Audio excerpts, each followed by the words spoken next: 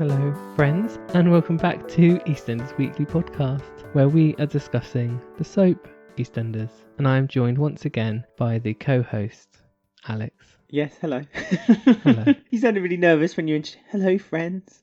Well, I don't know if they're friends or not. Oh, I'm sure everyone who listens are our friends. Yeah. Yeah, I'm sure. If you're not our friends, let us know.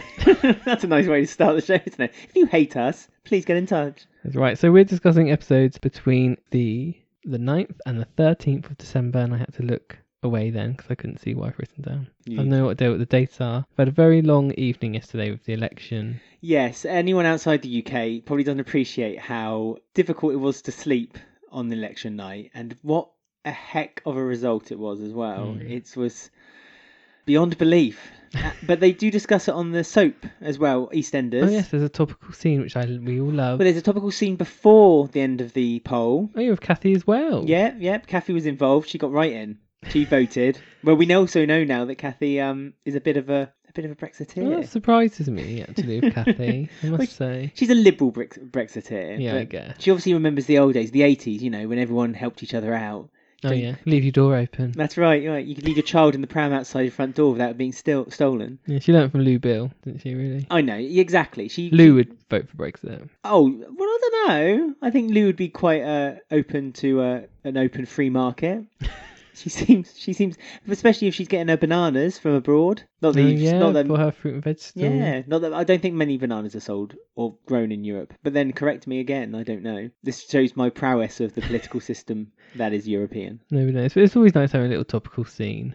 Especially if it involves Kathy. Mm-hmm. And Kathy was on fire this week. I quite enjoyed her. Lots of characters were really good this week, I thought. It was a really good week.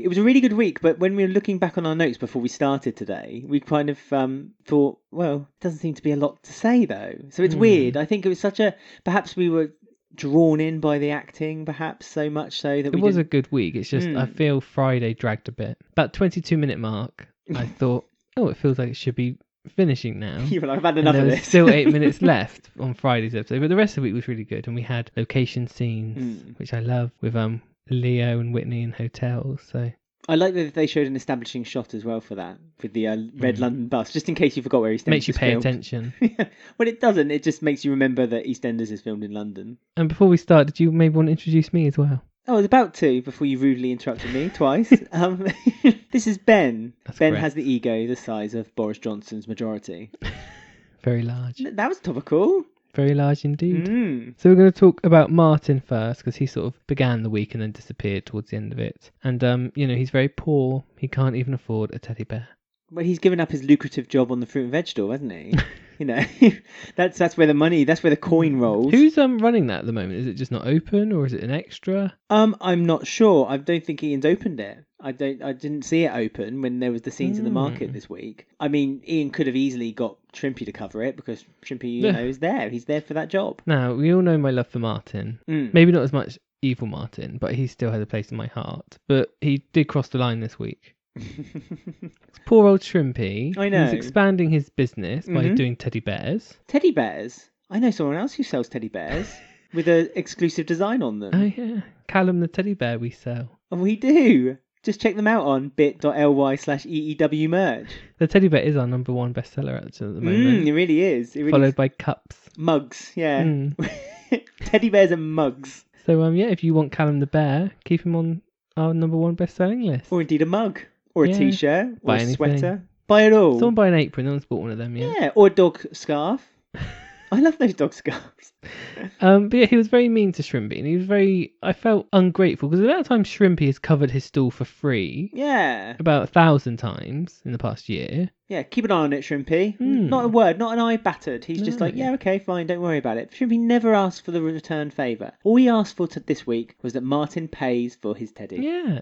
And Martin's like, no, I'm having it. That's mine. This is payment for the amount of times the fruit and veg you lost when you were talking to the other market sellers and I couldn't find you to look after my stall.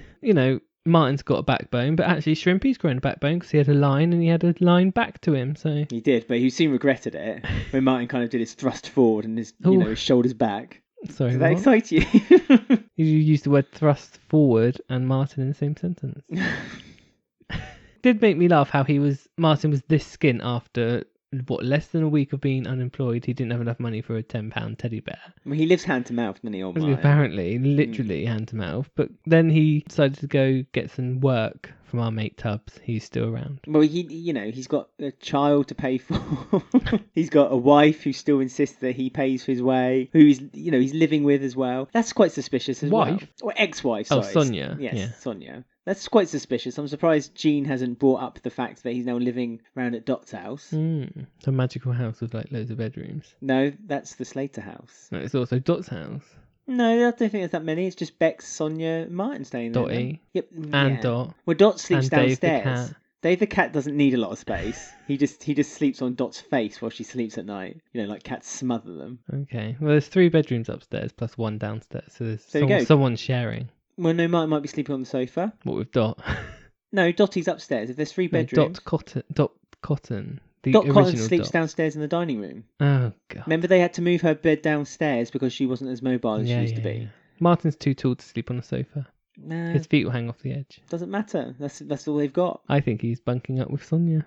That's what Jean believes, and that's why it brings us back round to my original point that I'm surprised Jean isn't making more of a point that Martin is now staying at Dot's house. Not Dottie's, Dot's house. And it is Dot's house now as well. I know she had a little scene this week, 1 scene a week. They finally completed that story. Well, they had to do it before her winter contract ends, you see. And she's off for the winter, so they had to round that up quickly. But yeah, she now owns the house, finally, at the grand age of like 91, is she now, I think Dot is? So is Dot like a tortoise, so that at night, in the wintertime, she has to be put in a box with holes punched through so she can, breathe and hibernates for the night? Yeah, June Brown's off. Is she? So she's hibernating? Mm-hmm. That's it. That'll be it now for a while.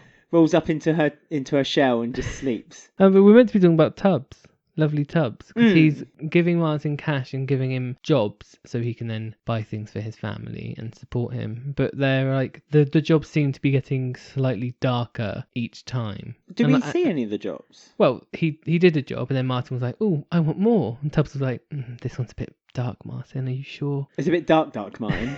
So the darkest one at the moment is stealing cars, which he has done before. Right. But he got recorded doing it, didn't he? Well, that was when Ben was trying to get him arrested so he would not bring Stacey back. Did he want to bring Stacey back or not bring Stacey back? Don't know. I'm not referring back to that storyline at the moment. Well, Stacey's busy anyway. She's at the school gates, isn't she? Picking up men. Yeah. So yeah, the dark jobs at the moment is the stealing the cars, which Martin did to then buy a car. Yes. Which he could have just stolen one. Yeah, I was about to say, which he could have just got from stealing. I like the way they dodgy deal by putting the money under the table. In the cafe. Yeah. In Kathy's cafe as well. Oh, well, Kathy's not even the other cafe. Oh, cafe number 2? Yeah, that's more of a dodgy deal one. We worked out whose cafe that was. I've forgotten the name of it now. But he does get Bex like a basic car for basic Bex. Bless her. It's not like the most flashy car, really, but it suits Bex to the ground, doesn't it? I was going to say, Bex isn't a flashy character, is she? She's not like Louise, and plus, as long as they keep Sharon and or Mel, obviously Mel's not going to go near it anymore, away from it, then it'll be safe. I was going to say, do you think this is going to end up crashing into someone? Or... But then that's why they've got the safe car, you see, because they're learning from mistakes. It's nice to see that happening on the soap from time to time. They're learning from previous mistakes. That if you get a car that's too flashy, perhaps it's going to crush too easily when you're crashing it into the back of another car when you're not keeping your eye on the road. I'm wondering if this placement of this new car storyline is going to be something that's going to happen. We know Christmas is coming up. I think you're looking too far deeply into it. Sonia said a line saying, "Oh no, we don't want Bex driving on her own. We want her to be safe." Yeah, because she got to learn to drive. She can't drive on her own until she's learned. Or is that foreshadowing? I think it's foreshadowing you coming up with a conspiracy theory that doesn't exist. I think that the whole story was that Martin's now found a taste for money and that he's going to continue this route of evil with Tubbs and continue to... Because he likes it now. He's made more money than he ever made on the fruit and veg store. His basic salary. So, that's true. He has to steal a car or two, didn't he? Yeah, that's it. It was easy work for easy money. He doesn't have to get up at 6 a.m. to put out the fruit and veg and then put it away at 5 p.m, have a tanker and then go straight home. Now he can do a quick steal of a car, get some money under the table and then go home and watch a good film. I mean, it was quite upsetting for me to see my favourite bromance end again, Cush and Martin. Because Cush knew that Arthur was going to go see Stacey, we didn't tell Martin. And Martin was getting a bit antsy. In front of Arthur as well and upsetting him. But Cush did do a low blow by saying to Martin that it's not actually your son, it's mine. So you have no jurisdiction over what or who, looks after Arthur. And he has a point, but it was a bit, you could see Martin's already on edge. I love that Cat kind of is the neutral ground as well and kind of stops them from getting too. It was nice seeing deep. Cat again as well. Like even though it was so brief, but Jessie Wallace was like, "Oh, script, I'm going to give this my all," with her 1 page of dialogue she had. So that was nice to see her sort of have something to do. Quite the contrast to this time last year, isn't it? Really. That's true. Although this time last year was a lovely feature, and if everyone stays tuned to the end of the episode, they can listen to your this time last year. Right, so we're moving on to one of the big ones this week. Thank you. Where Leo apparently has a big one. It was popping out of his robe. It was. Billy's not the only one that happens to. And in the shower. But yeah, we had the storyline of Leo and we met his mother for the first time. Yes, I was so happy to see his mother as well. Because she's one of the original actresses from the Channel 4 comedy series Smack the Pony, which I love. Fiona Allen, so I was really excited to see her, but playing a much more serious role than the one that you remember her from Channel 4. And she was really good as well, but I was a bit worried because I thought, oh, good character, and then obviously the briefcase happened. Well, it happened in one episode, because we were, from the spoilers, we were kind of promised that she was going to be in it for a little while, kind of, wondering what Leo was up to and, trying to discover why he'd come back to Walford. And yeah, he wasn't having any of it. As soon as she found out his secret, and that he had a phone, oh no, I've not met Whitney, and then gets a phone call and it says Whitney on his phone. She's like, what? And then he just pushes her into the corner and smacks her around the head with his briefcase. But blank screen. It was interesting as well how because you don't really know how Tony's wife had felt about it, because that obviously Leo thinks his dad was innocent, and you don't know like if that was fed to him by his mother or her mother believes the same as him. But it actually turns out that she was like she's like, I've told you this before, he's a paedophile, he's convicted, he did do this, he is horrible. And I was like, okay, that's quite interesting. And like the way Leo was reacting when she was saying these things, he like almost turned.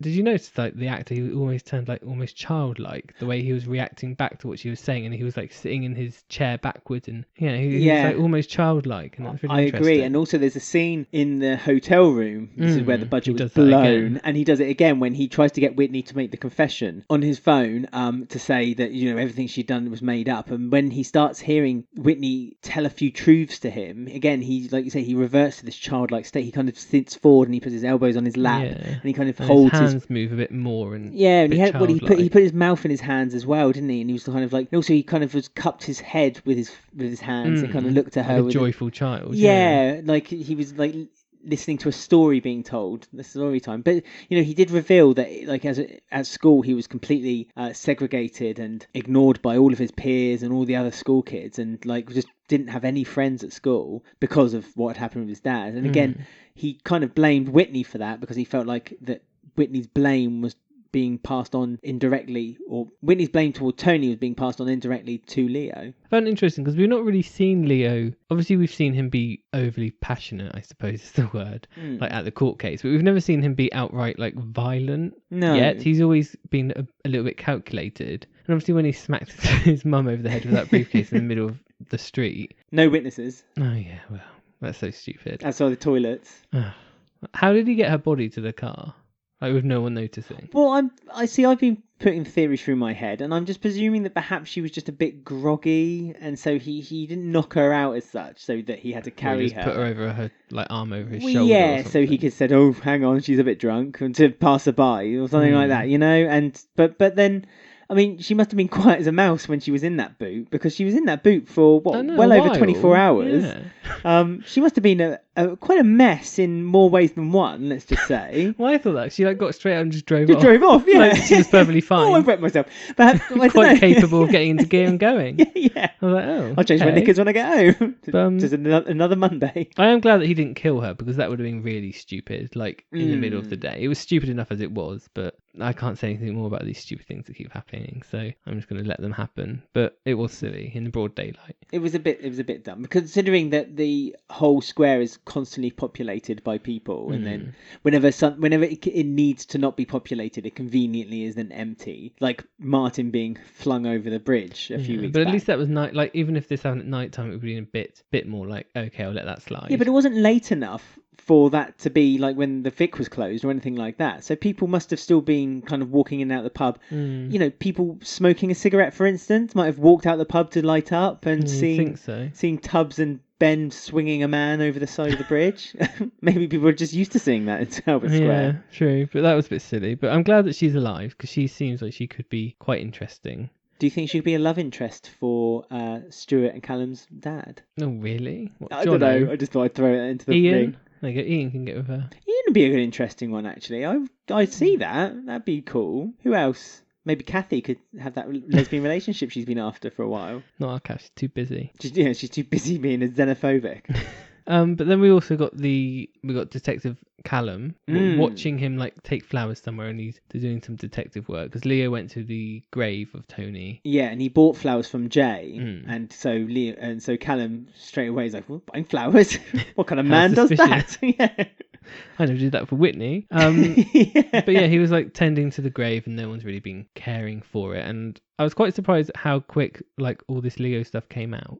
Like, because when it was announced, they were like this big 18-month storyline. We were like, oh, this is going to drag on forever. But the whole thing's out, and the Bianca situation was kind of addressed. Yeah. Again, a little bit silly that Bianca didn't know. It's suspended belief a touch, but not so much that it wouldn't have happened. Not swinging from a bridge. Yeah, exactly. If we're using that as an analogy again, Bianca isn't there. Bianca's not there to protect them, so she couldn't be the eyes of the situation. It took Tiff making the phone call for it to then click into place, and then for her to then chase and find them in the slowest possible form they could ever do. I know, Callum, who's meant to be like a policeman. Yeah. He's like, nope, stay 30 miles per hour, Tiff. Well, also, considering that Callum was able to run to the church and to Albert Square back and forth on numerous occasions during his wedding day, that's what he needed to do. He needed to do his $1 million man act again. Yeah.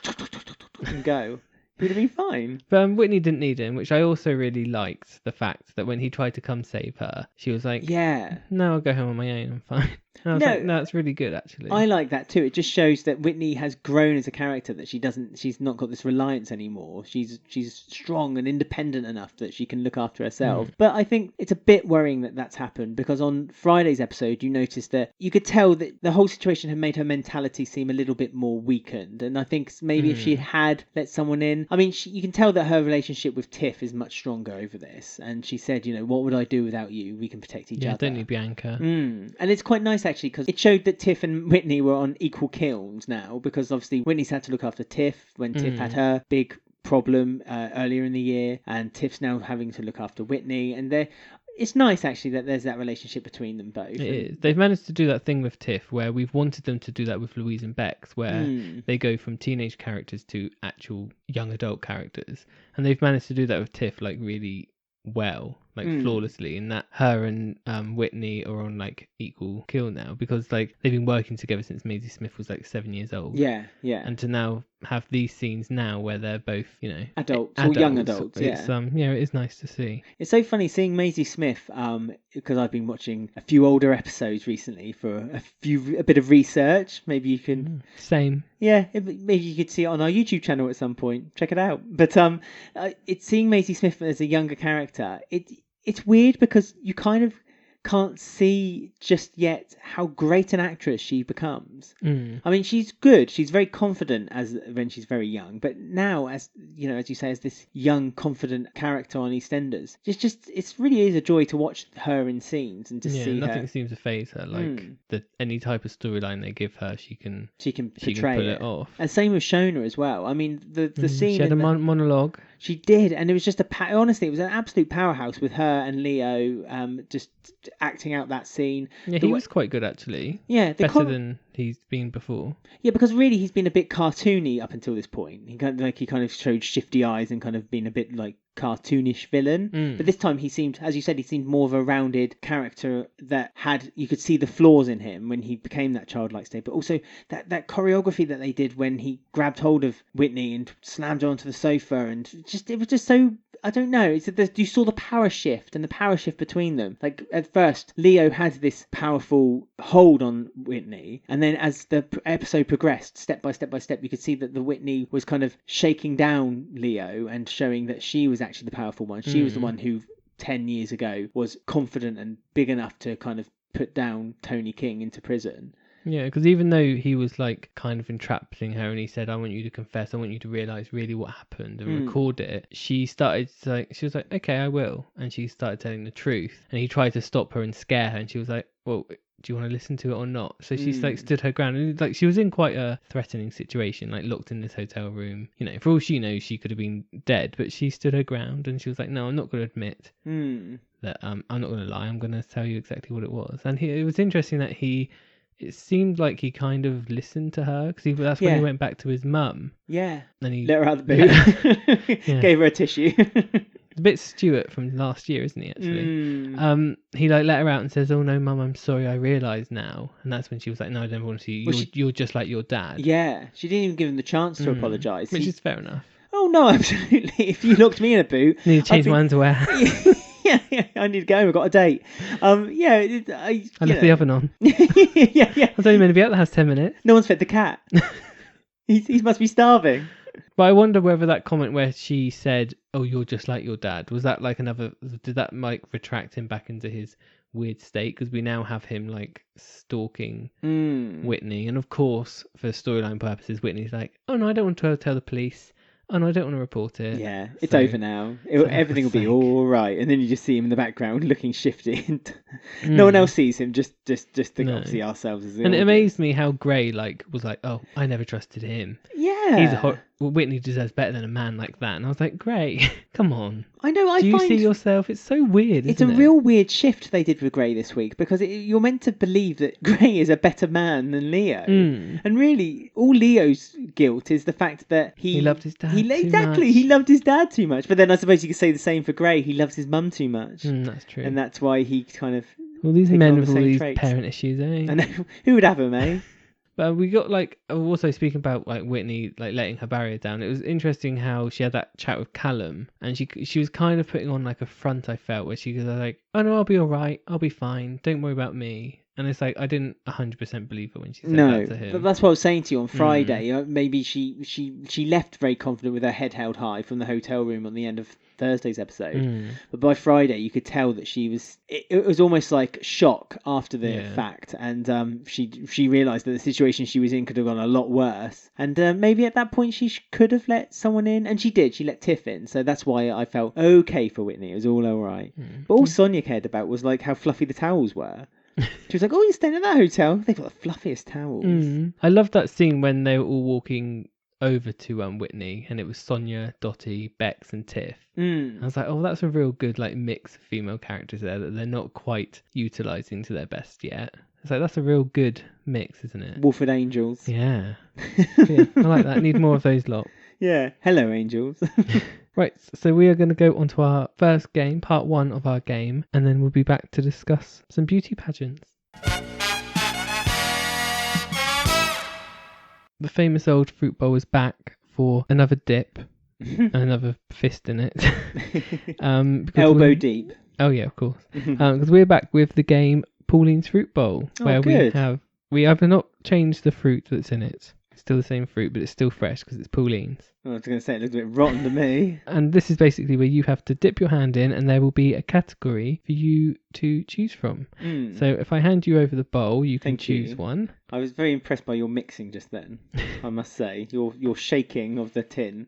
Just for authenticity. Here it is. Right, which one should I pick? There we go. Got one. Okay, so for everyone listening, you have something written on a bit of fruit in front of you. So what does it say? It's very flat and white, this fruit. Oh, it says cottons. Cottons. So what you need to do in 30 seconds is tell me as many cottons as you can. And the number that you end up giving, correct answers, they will be used as lives or guesses for part 2 of this game. So right, are you ready? You've got 30 seconds to name as many cottons as you can. Okay. So 3, 2, 1, go. There's Dot Cotton. Yes, there is. There's Charlie Cotton Senior. Yeah, lovely. There's Charlie Cotton Junior.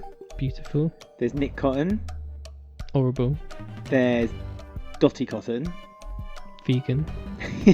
So she says. There's Ashley Cotton. Motorbike dead. Naughty. Breaks cut. Any more Cottons? Oh, there's the wife of Nick, the Irish one from Father's Head. No. Mrs. Doyle. No.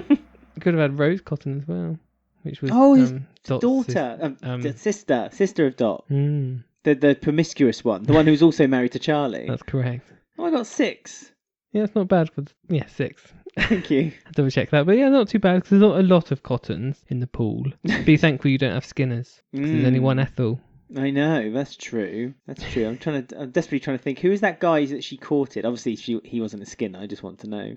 Remember, and he died and left her money in the will, and then his daughter came along. Her William. Oh no, Willie. Yeah, Willie is her first husband, the one she never forgot. Yeah, so Willie the dog as well. That could have been a Skinner. Yeah, that's true. Could have done Dave Cotton and the cat. Oh yeah, if we're doing animals as well, is that included there? No, yeah, know that not? For future. But there you go. So you've got 6 goes at answering my question in part 2 of the game. So use them wisely.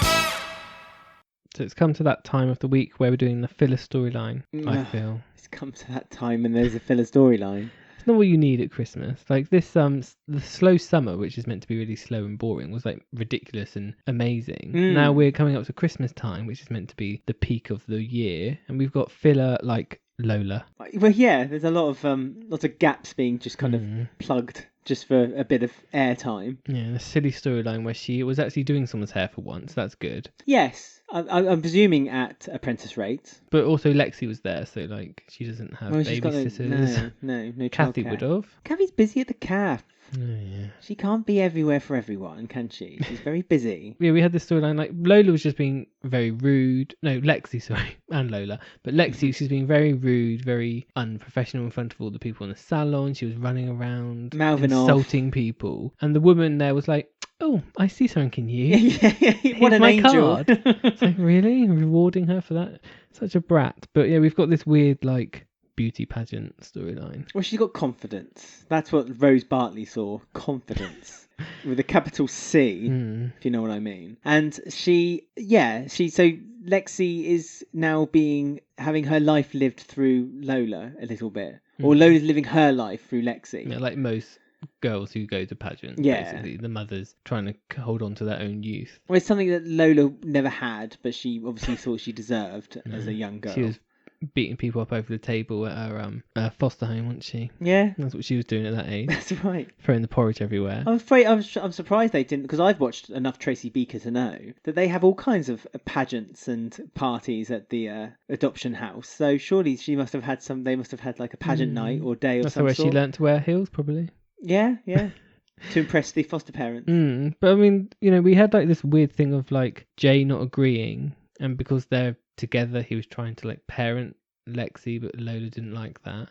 But it's like, you are meant to be like a unit together, surely, like her and Jay. So I felt a bit sorry for Jay. Well, and then he ended up saying, "Oh, I have to apologise and do all this stuff for you." It's like you didn't actually do anything wrong. Well, no, just gave an opinion, but then he gave his opinion through a third party, and I think that's what upset Lola the most. So instead of Jay just kind of sitting Lola down and saying, "Hey Lola, what you're doing? It's a bit creepy." Yeah, he did say that to her, and she was like, "No." And then he went to go to bed, didn't he? So I just thought Lola was being a bit silly. Like, why is Lola being brought back for the pageant storyline? Is this the storyline that they brought her back for?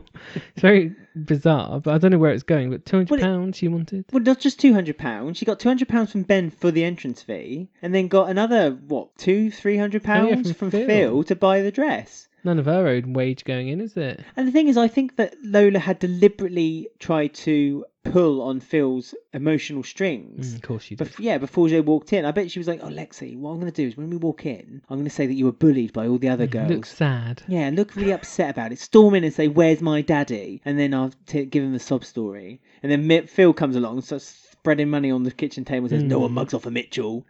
Which is obviously a reflection of Phil's storyline, which we will talk about a bit later on. And it was kind of, it's it's weird, Lola's and Phil's relationship, because obviously we have all that weird history where he was trying to take Lola off her without her permission. So there's that sort of behind everything between them both. And it was quite sweet how Phil was kind of doing it because he thought Lexi might be feeling jealous because of baby Peggy. Yeah. And now she's not the only grandchild. So it was kind of sweet. Yeah, I mean, Phil this week was very much kind of gathering the family in a very Pulling poetic on our way. heartstrings, yeah, just so as you say, to basically make you feel a bit on Phil's side. But we'll talk about that when we talk about Phil. Yeah, but yeah, this storyline, no interest of me, I'm afraid. I don't know where it's going to head. I'm presuming it's just going to be a bit like the chess storyline, and it'll just disappear. Well, no, it'll kind of crescendo that Lexi will end up going to some kind of national championships, and she'll come second or something like that, and Lola will be, well, we've learned that if you try your best, everything will be okay, and then that'll be the end of it, and then we'll never hear about pageantry again. Hope so. I'm not here for it. What I am here for is Ian Bill keeping it real. Oh yeah, his political campaign started this week as well, didn't it? It did. So while the national campaign ended, the local campaign began. They timed that well, didn't they? So that's clever of them. I don't think it was purposeful. And we had that weird, because the woman, I can't remember her name, like the woman who's like, he's trying to impress. Edith. Edith. She like really liked Ruby last week. And then she like did a bit of Googling on Ruby apparently in her spare time. Yeah. And now because her dad's Johnny Allen, she was saying, no, he needs to get rid of that. Well, yeah, even though all she is like the press team. She's not even a face of the campaign or anything. But she's seen in the public though, isn't she? So yeah, Edith said to Ian, Mel, maybe you should get her to denounce her father. So at the end of the day, it wasn't actually Ian's fault for while he asked Ruby to do that. Yes, obviously Ian. Yeah, it was Edith, and yes, okay, I get that Ian did it for his own personal gains, but at the same time, it was Edith's plan to do it in the first place. That's true. And the biggest kick in the teeth is how she was impressed by Max. Oh, don't. It's like, maybe you need to Google Max, love. Yeah, look up Max's past. Look up Stephen Beale, Wikipedia. Yeah. Although Bobby and Max were BFFs this week. Oh, I know. Really good friends. It's I think stupid. they were literally one step away from a fist pump. I really did think so. Like, Bobby was laughing at Max's jokes. They kept saying little snide comments to one another every time someone walked past. Right, little best friends, it's really aren't they? Bizarre, isn't it? Do you think Bobby's going to start seeing Max as more of a mentor than Ian? Like, Ian's going to continue to kind of distance himself? Because he, again, made two real kind of quite naive jibes at his religion again this week. Yeah, just using it for publicity. Well, using it for publicity, but also thought that they just all wear like headdress and like long dress. He just thinks it's funny, doesn't he? But well, he thinks it's a phase. I think he just thinks it's just a passing thing for Bobby. I'm worried that this storyline is. At first I thought, oh, they're going to get Ruby to be the woman, like, because Edith loves her and she'll take over of Ian. But I'm worried that they're going to. Edith's like, oh, Max, why don't you run? Because he was like, it's part of my business actually. And it's like, ugh. Oh yeah, no, that really annoyed me when he said that. He called it his empire. I know. Max's he didn't even choose the tiles. Maybe we should talk about how your empire got taken from under your feet when you decided to steal the car lot, and then Ben came along and said, "Oh, hang on, Max, you can't have it. Yeah, it's illegal." Oh, it's just why, Max. And it's strange that like Max and Ruby are like together still. It's like her sleeping with Martin was just Max seems to be fine with it somehow. Well, I'm sure that's going to come back up soon. It's just bubbling underneath, isn't it? I think Max's enviousness toward Martin having slept with his girlfriend it hasn't ended just yet. Plus, I think Ruby sees Martin as more of a desirable figure as he becomes darker and darker, more like her father, some might say. That's an odd thought. I don't think she wants to date her father, but she likes the idea of this kind of gangster getting back into... Because she said it again on 2 or 3 occasions when it got brought up that her father is Johnny Allen. She kind of just... Yeah, exactly. Don't forget it. I'm Johnny Allen's daughter. Just remember that. And it's going back... It's been worrying me a little bit, going back to when Ruby had her first... Just before her exit, when she had that kind of breakdown, when she, started to lose it all and, cried about... how she wanted to be just as big as her dad and she kind of missed him. And I'm worrying that they're going to start doing that again and they're going to try to make Ruby, I don't know, some kind of like gangster-like figure. Can you imagine if Ruby hired Martin as like her heavy or something like that? Martin and Tubbs. Yeah. At E20. Well, they need a doorman because Kush was meant to be doing it and he's still... I don't know if he's still on the payroll or not, but, that seems to have just gone nowhere again. He got sacked when Mel left. Well, yes, she signed the contract, so that was the end of it. So we also had the return of lovely Rainie this week as well. Yeah. And Stuart, because we haven't seen Stuart since his like hot dog situation. Is it just me, or is Stuart got really soft? Too soft. We've been worrying about this for a few months now, this transition of Stuart into Minty / Gary Hobbs / Fatboy situation. And yeah, it seems like they're going full whack. He's now like being called a teddy bear, and like Kathy's like, oh, he's trying really hard, he's trying to do a job, and yeah, they're really softening his character into something that's just not what it was. I did like though when Rainie said that he's my big beautiful bear. I thought that was really sweet, that the fact that she was obviously very worried in prison the whole time, that when she was going to come out, she moved on. No, I don't think he moved on. It's just that he'd kind of gone back to his ways. I think she kind of worried that maybe he would maybe get back into trouble while she was away, because they are good for each other, because they look after each other, and that's what makes them such good characters. And we've championed Stuart and Rainie for weeks, even when she was with Max, and we saw that little twinkle in Stuart and Rainie's eyes. Yeah, but that's when it was exciting and they were a bit unhinged. But now they're both like stable, and I was like, oh. Well, funnily enough, because Rainie is now on the straight and narrow, and I'd like Rainie when she's straight, because Rainie actually has a really kind heart with a really cutting, acidic good tongue. One-liners. Yeah, like when she saw Ian on Friday's episode and said, "Oh, miracles do happen, or else you'd still be a virgin." I mean, that was fantastic, great. First line. Yeah, exactly. What a return from Rainie. The first thing she said was to Kathy after she apologised. She apologised to Kathy, which I thought was a really... You don't see that very often in EastEnders, where someone takes the higher moral ground, and then Kathy returns the favour by drunkenly saying, "Ooh, all right, Rainie." Yeah, because she's put on like a programme, and that's like her 12-step. Well, this is the reason why she got herself in prison on purpose. This was the reason she did it, wasn't it? Because she wanted to get herself clean before the Tories got in charge and ruined everything. Cut everything. Yeah.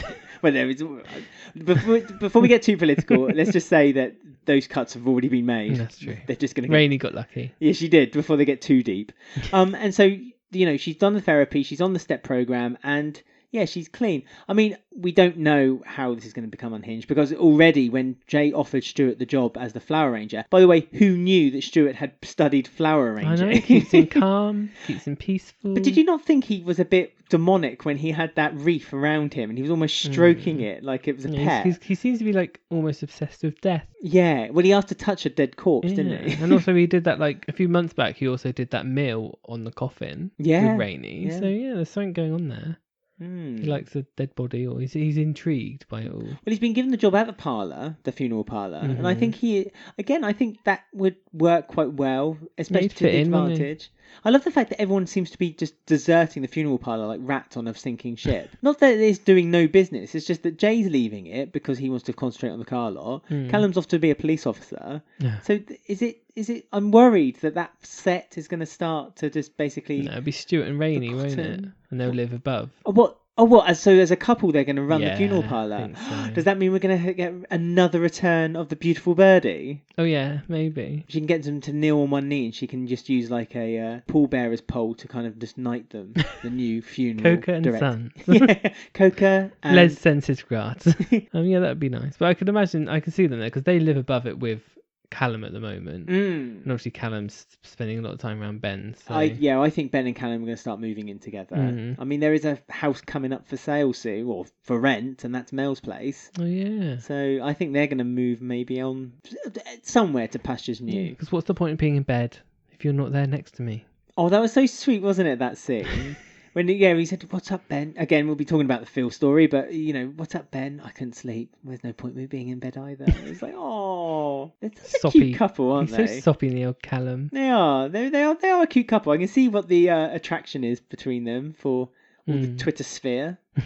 But Rainie had like a little surprise as well. Wasn't a baby bump. I was thinking, oh no, do not do that. No. But no, she got a tattoo for both of them. That's really sweet. It was sweet, but it was god awful. It was god awful, but typical Stuart, he thought it was like the best thing. Oh yeah, he likes tact, doesn't he? Yeah, so they're suited for each other. I mean, where was it? It was on her buttock, wasn't it?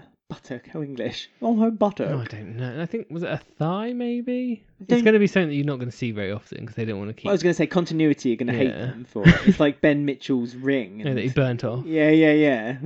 But, yeah, I'm sure it's on her back or somewhere like that. She turned around and showed it to him. So, but yes, the commitment is real for them two. It was so nice, though. I liked their reunion. I really did. Stuart was really excited to see them. He wanted everyone to have a meal. He had a party hat on, a party streamer. You know, all for the love of Rainie. And it was nice that Rainie was so infused and so happy that he stayed clean and he's been trying his hardest to try to, you know, better himself so he can keep... Yeah, I don't know. I know that we like the kind of angry Rainie and Stuart, but at the same time, the fact that as a couple they're quite soft and they do suit it. And I guess that will always be there. It will always be there to come out if they want. Oh, I'm just waiting for the trigger. Basically, for me, they're a trigger waiting to happen, and so we'll just wait and see for that. And last thing, what did you think of her new fringe? Stunning bang. Did you like it? I didn't like her bangs. You see, it reminded me of like 2006.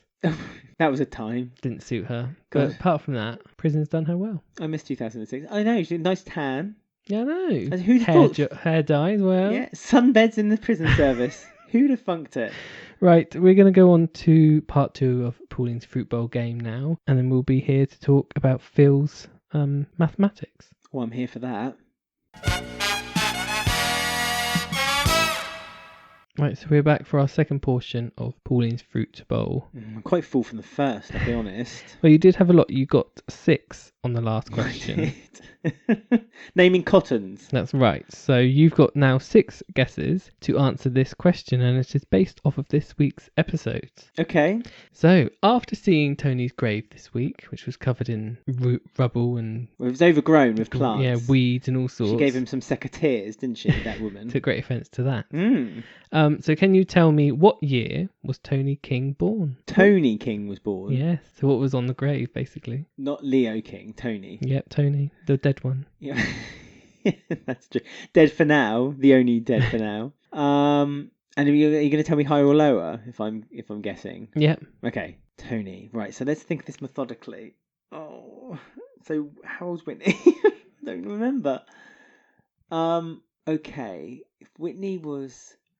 Oh, for goodness sake. My head is just gone. I'll just do a year and I'll say higher or lower. You got 6 tries. I know, but I want to get it right first time so I can be like super perfect. That's not very good listening. No, that's true. So Tony, so if Whitney was, I think Whitney is like her late 20s, isn't she? She celebrated a birthday this week as well. On the 8th. Okay, fine. Tony. So if he was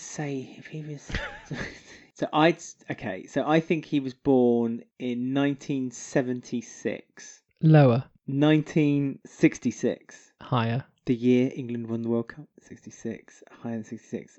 1973. Higher. Oh, how many guesses have I got left? 3. Yep, 3 left. I've won this. 1974. Higher. 1975. That's correct. So my first initial guess was actually very good. Very close. 1 year. So worried then. So you making fun of me, trying to work out in my head, working out Whitney's age and how old he would be in comparison to her when he first started grooming her. That did go on for a long time, but that's been edited out. So those big long pauses, about 5 minutes, that's been edited out for listening pleasure. Oh yeah, but I hope you've kept in for listening I'll keep pleasure. your whines and moans and yeah, thinking noises. You can make a mixtape out of my whines and moans. Some people might get off on it. Looking at you, Ben Mitchell on Twitter. But there you go. You have 2 spare cottons left. Good. I like to have a bit of spare cotton. So 2 cottons left in the show. That's who was left. How lovely. If I can choose the 2 cottons that I take home with me, can it be Charlie Senior and Dot Senior? Dot's still on the show. She's busy. Yeah, but I want to take her home. Oh yeah, she's hibernating, isn't she? She's in a little box full of hay. But there you go. So once again, you passed Pauline's Fruit Bowl inspection. Thank you. So that's good. And I didn't break it. No. So there's lots more categories to go, so it's not going anywhere. And there you go. That was Pauline's Fruit Bowl Part 2. Right, now we've got the big storyline of Phil, who's got his thinking cap on this week. Yeah, his little brain was pulsating with so much thought. Because all the sort of clues were sort of laid out in front of him. And Sharon had loads of great reaction faces of her being happy and motherly and good housewife all of a sudden. Content, happy, worried, smug, more contentment, and then motherly. That Which, order. it upsets me seeing like Sharon walking so happy about it all, and knowing that Phil now knows. It adds so much more to like their performance. So it's quite clever how they've done it this way. But obviously at the beginning of the week we had like Louise just moaning at the nurses. Oh yeah, demanding everything while she sits there waiting for things to happen. Snapping her fingers, thinking the NHS can basically do anything she asks. And like there was that weird scene when like baby Peggy wasn't breathing. Yeah, I mean that was pretty. Because obviously there's the build up where Lisa's basically saying, "I'm going to tell Louise the whole time," and then when she finally decides she's going to tell Louise, she walks in and Louise is just kind of holding the baby, singing to it, and there's like, "Stop breathing." It's like it was a surprise. Like you've been staring at that child for minutes. This whole argument that's going on outside. She's just staring at this child, and then she says, "Oh, hang on, something happened. It's not breathing. Is that right? Should a child not breathe for 5 minutes? I'm not sure. Does that cause brain damage? I'm not really sure of this." It was really odd. How jarring do you find it when they keep saying Peggy? Yeah, I know. I know it's meant to be this like sweet thing or whatever, but it's a bit like, really? But I do think we should call her by her full name, which is it's even worse. Peggy Melanie Taylor, or as fans of the show will now call her PMT. Typical Louise. But yeah, I don't like the name. But that's it. She had to imprint something about herself on it as well, didn't she? Hence why the initials are PMT.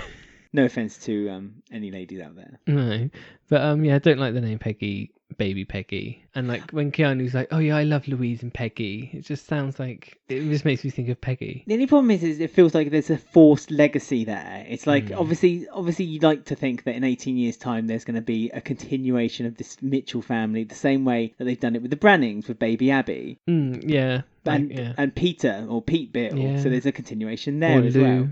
Louise, exactly. So I get it, but sometimes it can feel a little bit forced. And I think on this occasion, as much as I love that they've named a child after the wonderful Barbara Windsor's character, Peggy just doesn't feel right in this day and age. No, it's I mean, like, what 18-year-old and 20-year-old are going to name their baby Peggy, really? Peg. It's like, it's so stupid. At least Melanie would have been better. Yeah, but then Melanie would be somewhat insulting to Phil. I don't think Phil would be too pleased to say, "We're going to name her Mel." Named her Sharon. Grandma Mel. Shazza. Yeah. Name her Tish. That'd be real nod. But yeah, we had all that with Louise, but that's like the boring part of the story, really. So the baby birth. Yeah, it's boring. But the big bits were like Phil like slowly working out through the week. Yeah, the puzzle pieces were falling into place. And finally, they were writing the character, because like the past few weeks they've been writing the characters as slightly dim by like not really asking why Sharon was at the car crash, why they were driving together. These things weren't being asked. And then this week we actually had Phil, who was actually being intelligent. Yeah. He was listening in on things, picking up on clues, looking on sat navs, bank accounts. So it all came at once. And I was like, yes, it's like half decent writing. Exactly. And good investigation. And everything made sense. Everything that Phil had put together logically would indicate that Sharon's obviously been lying to him. And why has Sharon been lying to him? There's a secret, and who would have benefited from it? It was Mel and Lisa, and perhaps Lisa was telling the truth after all. So it fell into place. It was very good, slick, continuous, good writing, and it was really nice to see that. And it was nice to see Phil not being mugged off, not to to paraphrase a Mitchell, but not to see him just being kind of just this thug, brute, exactly. Yeah. He's been because Phil has always been very calculating. He's never really let his fists rule first. He's always kind of worked it out first and then let his fists rule. And as of late, he's very much just been very spontaneous. If he sees something he doesn't like, he just jumps on it and smacks someone out. Yeah, I say it goes in the cupboard and then just so happens to have a baseball bat in there. But this time he worked it out. But I think also Phil's been portrayed so much by the ones he loved, and he just thought that surely Sharon wouldn't do this to him. Especially not again. Especially the way she's acting as well. She's got some front, hasn't she? Well, she's got the front, but also like last time that Sharon betrayed him, he punished her by then having her club broken into and causing her then to have the fear of going outside. So it's a throwback. Yeah. But yeah, I do. It does give me hope that they're not just gonna have Phil Christmas Day go, baseball bat Phil. I hope there's gonna be more character depth for this fallout. But it was interesting because we had Denny involved. We haven't seen Denny in ages. No. He's grown up. His voice is broken. I know. He looks so adult all of a sudden. Taller than Phil. Yeah, I know. Puberty's really hit him quick, hasn't it? I know. Maybe that's why he's been off screen for so long. Probably. Because the continuity couldn't keep up with how quickly he was growing up into a man. Yeah, because he let slip that they had no parents' evening. So that made Phil then look at the sat nav and work out that she actually visited Lisa. Yeah. So that made that all add up. But then he was trying to work out, well, this baby's not mine, so whose is it? Yeah. And there was a really good thing with the necklace, which I guess not a lot of people are going to be able to link it back to. But... No. Well, we had to work it out for ourselves. And when we realised, hang on, Sharon loaned that necklace to Linda. Finish off the outfit. For a court case, don't need anything else, do you? Just a necklace. Just go there naked with a necklace on. And Linda obviously has been staying with Mac for the wife swap. So again, and she slept on the sofa and took a necklace off. Again, good writing, very clever, continuity top notch. Thank you very much. And the writing of the fact that Jack or Max haven't cleaned up since then. Yeah, which is it's a male pad. Well. Yeah, exactly. It's a men's pad. There's no women to tidy up after them. Ruby don't care. She's busy using her giraffe tongue to drink champagne, so just let her go on with it. If they wanted to drag that out a little bit longer, they could have had Amy find it and put it in her like jewelry box, and then like one day at a beauty pageant with Lexi, she's wearing the necklace and feels like, where'd you get that necklace from? That's Sharon's. She said, oh, it was in our living room. They could have maybe done that. Or she could have Amy filming Lexi wearing the necklace on her iPad. Oh yeah, she's done that before. She likes filming people doing acts on her iPad, doesn't she? Oh, look, Daddy's kissing someone else. Click. But no, I was really impressed with the writing of that, and it's nice to see Ben and Phil teaming up as well. I really like that. I really love the fact that Phil and Ben's relationship has now gone almost completely on its head, and now they're a team. It's like the Mitchell brothers back again. It was also nice because I kind of felt that Ben almost didn't want it to be true about Sharon. Yeah. Like he kind of likes Sharon, so he was like, "Oh no, this can't be true, or this can't be right, or there must be a reason." Yeah, so he trusted like, her. He stands Sharon, obviously, so he doesn't want it to be true, like any of us. No, it's a real shame. We must quickly also revert back to when Phil found out about the bank account details. He broke. Was that Louise's laptop? I mean, Louise hasn't had a lot of luck, has she, as of late? She lost a car, her mobile phone, now her laptop. Mel. Yeah, her auntie Mel. Almost nearly Peggy. Her child, yeah. Almost and her mum for a night. Yeah.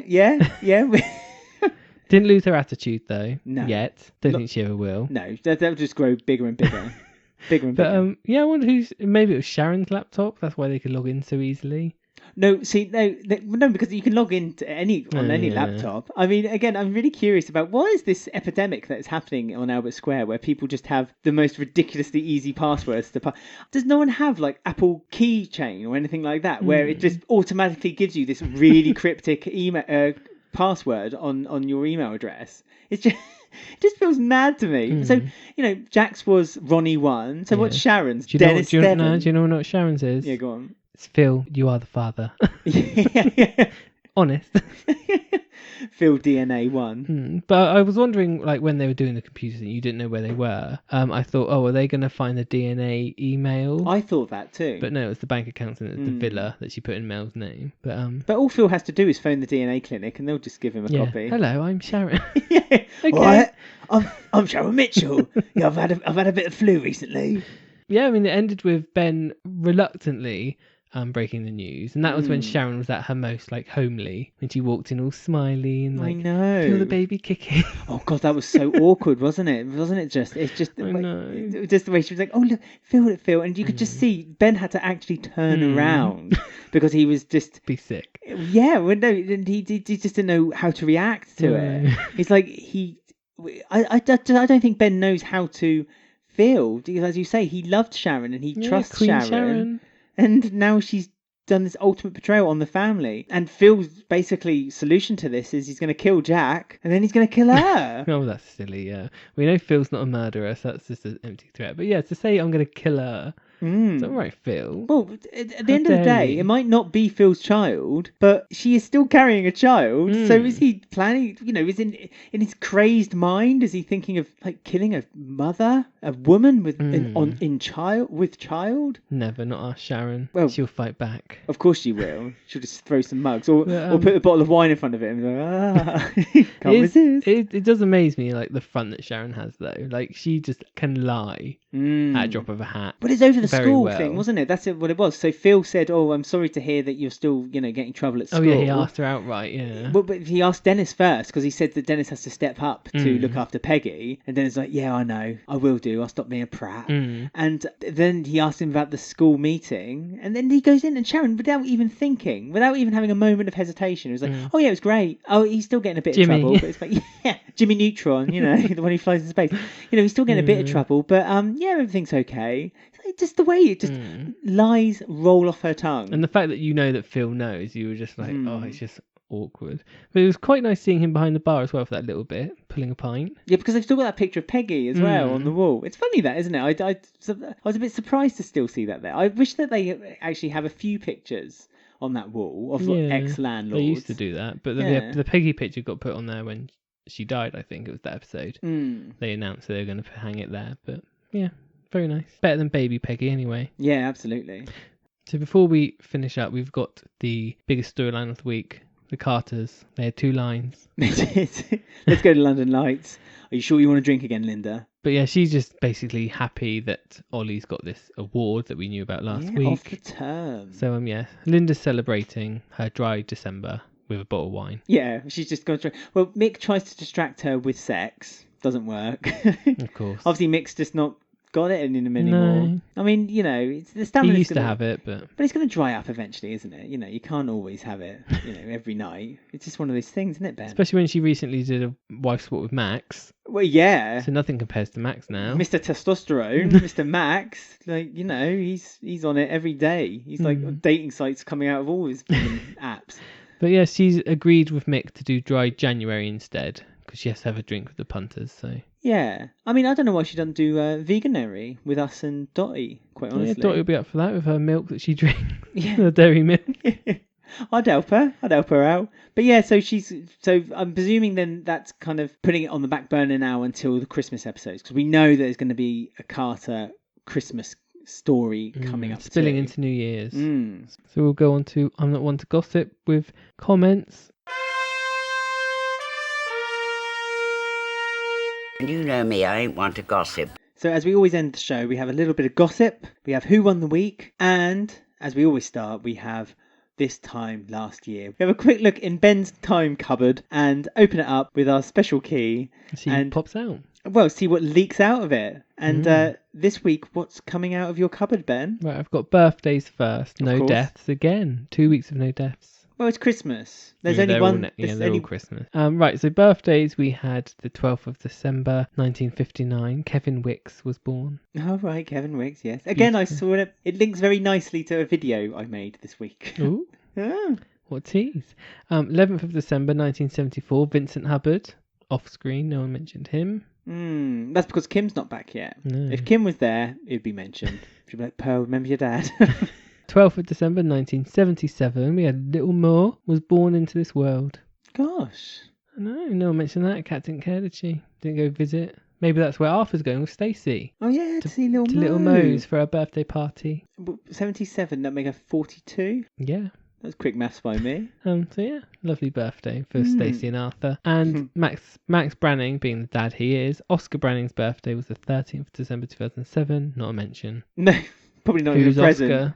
Yeah, who's that? A child I had with my ex-wife. Yeah. Nah, I don't care. He's busy with baby Abby, allegedly. So the episode I watched was 14th of December 2000, and Dot Cotton had a big storyline, which we enjoy. 2000, 20 years ago, she was still there. She was there. Making her mark. For the conception of the show. She's always been there.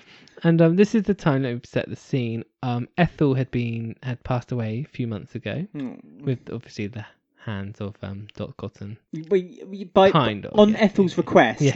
Before we get people saying she was asked to die. Yes, it was upon her request. It was her oldest friend, her best friend, her only friend. Please help. So Dot did help, and since then Dot's been brought to court. She doesn't feel that she's been punished for what she did. So to retaliate that, Dot has been stealing and breaking into places to try and get a conviction. Thug life.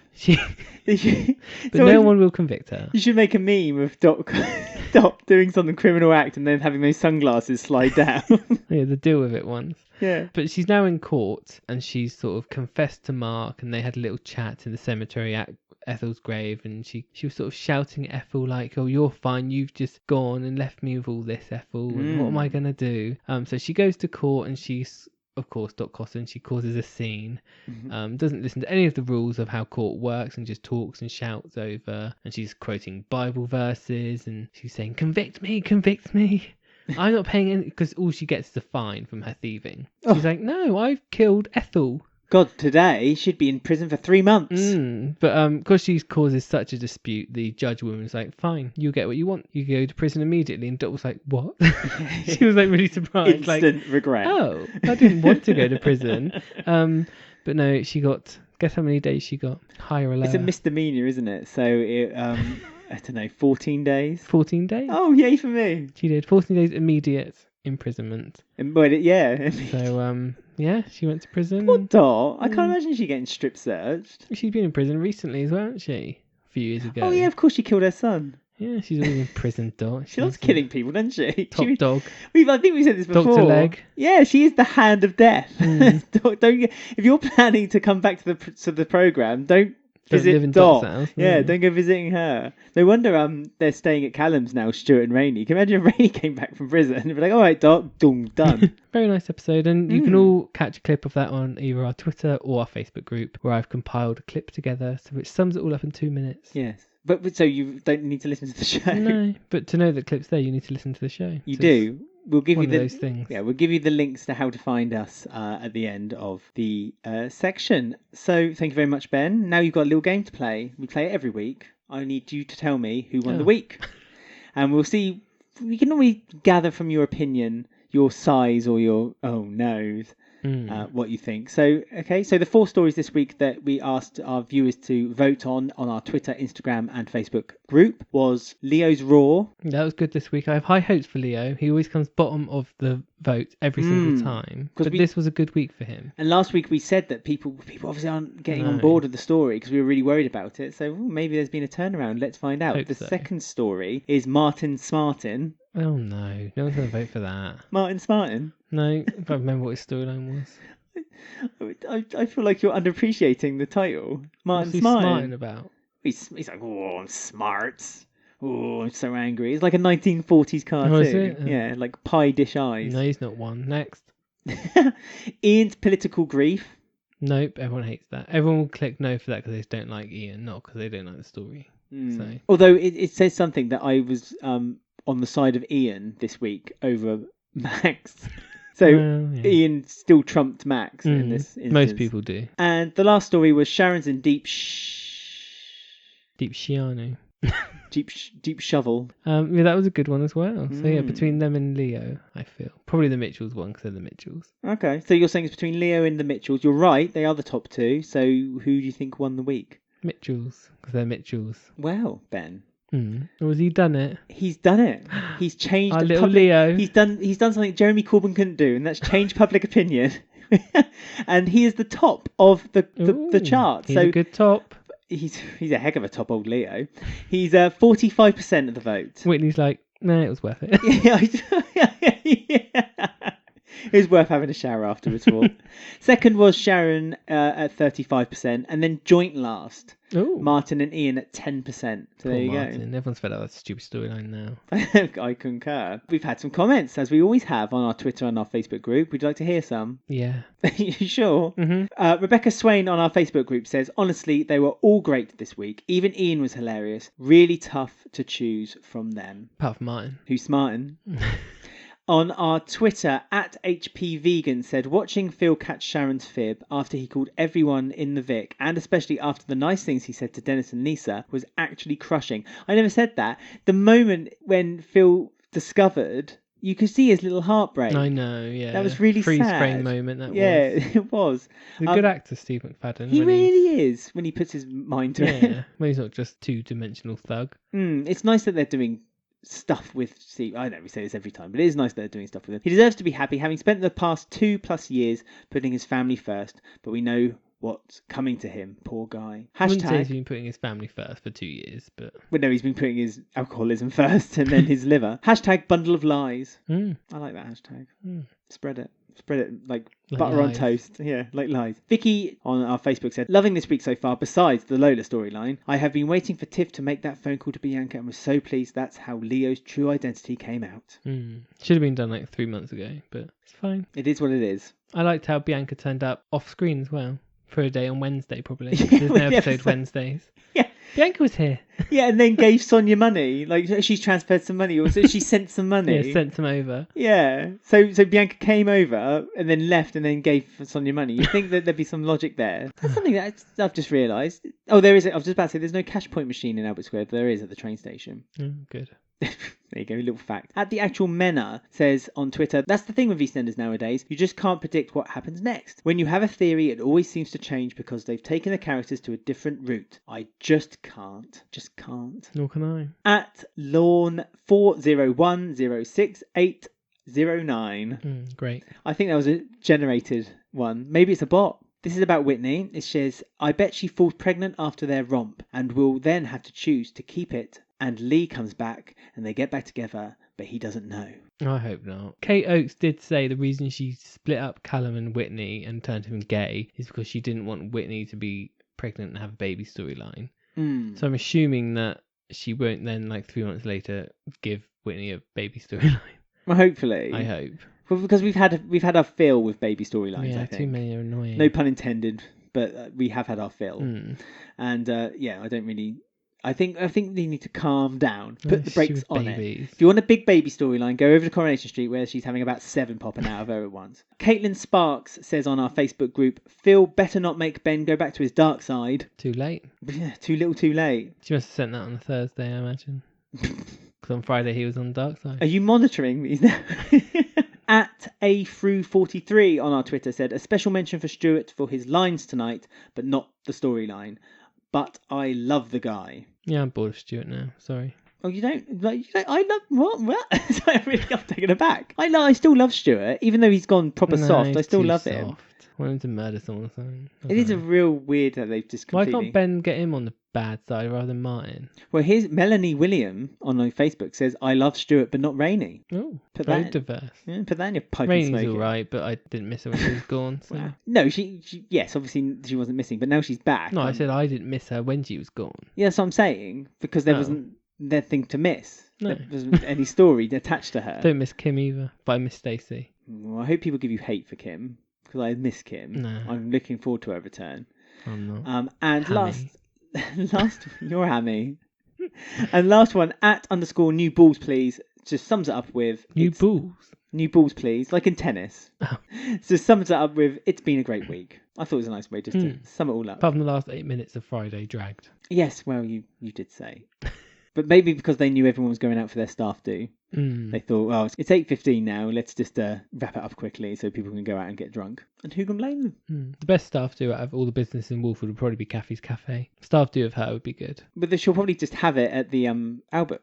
Or the cafe. Yeah. And then have all the staff at the Albert, have the staff doing the cafe. And she'll be ringing in the coin, won't she? She'll be drunk. Well, she'll be drunk, but also making money out of it.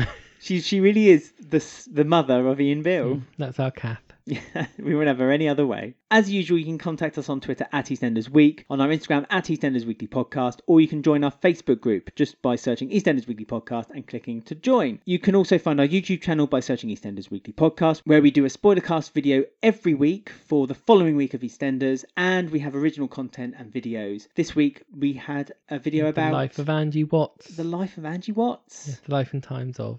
It's really good though, and I really recommend you watch it. We also have a tier list of our favourite characters of 2019 and 1985. And 1985. And as I say, we have our spoilers every week, so come join us on there. Don't forget to subscribe and ring the bell so you get notifications. And there's lots of videos coming out. They're all ready. They're all being premiered every now and then. So yeah. And if you follow us on social media, you may get little tidbits of information about something that's happening in 2020 with us. So I strongly recommend that you follow us on at least one... Until 2020. Until 2020, and then you can just drop us like...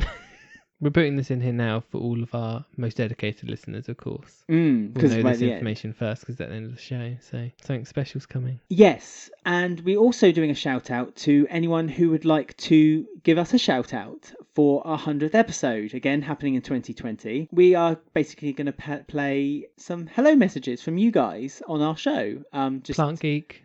Yes. I expect one from Plant Geek. And Ben Mitchell. Oh yeah, and him. Ben Mitchell on Twitter, or anyone else who wants to.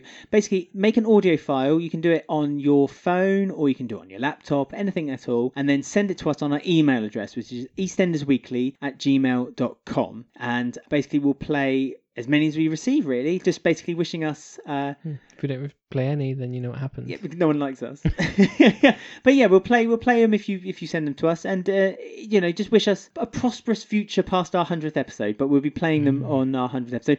100th episode extravaganza. A Ganza. You can give us some theories if you like. You can give us whatever you want. Just keep them under 30 seconds. No swearing. And no swearing, because I can't be bothered to do any clever editing to get all the swearing noises. But yeah, so that's another thing to look forward to in 2020. But as I say, follow us on social medias, of all the social medias I've mentioned before, because we have some big news coming for 2020. Maybe in a Christmas episode or the New Year's episode. Don't know yet. Where we'll be announcing what it is. No, I was going to say, maybe the Christmas episode what? We'll be announcing what it is. Yes. But so we're probably building up to be something far, far less interesting than it actually probably is. We're being replaced. Yeah. We're being recast. By bots. Well, there you go. That was the week roundup, and the show is over. But thank you for listening, and I hope you guys all have a great week. And we look forward for you guys to join us again next week for another episode of EastEnders Weekly Podcast.